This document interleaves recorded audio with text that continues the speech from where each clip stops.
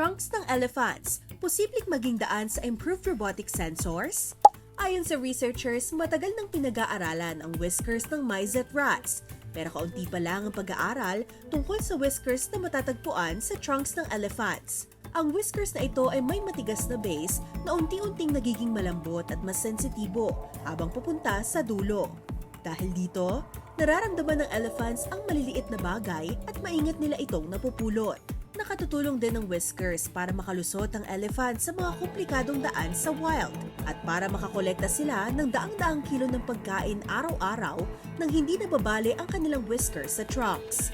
Dahil dito, pinag-aralan ng researchers mula sa Max Planck Institute for Intelligent Systems at Humboldt University of Berlin ang trunk whiskers ng elephants para maintindihan kung paano ito posibleng maging inspirasyon sa new robotic technology.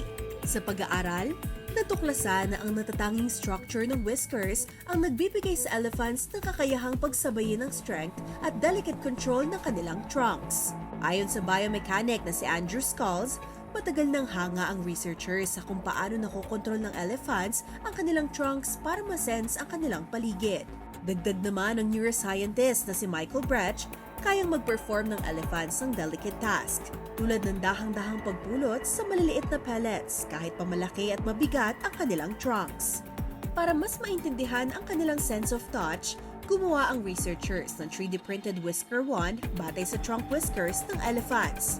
Umaasa ang scientist na makatutulong ang mga natuklasan nila tungkol sa elephant trunks para sa pagdevelop ng mas advanced robotic sensors. Yung sensors na kayang pagsabayin ang strength at delicate sense of touch katulad ng elephants.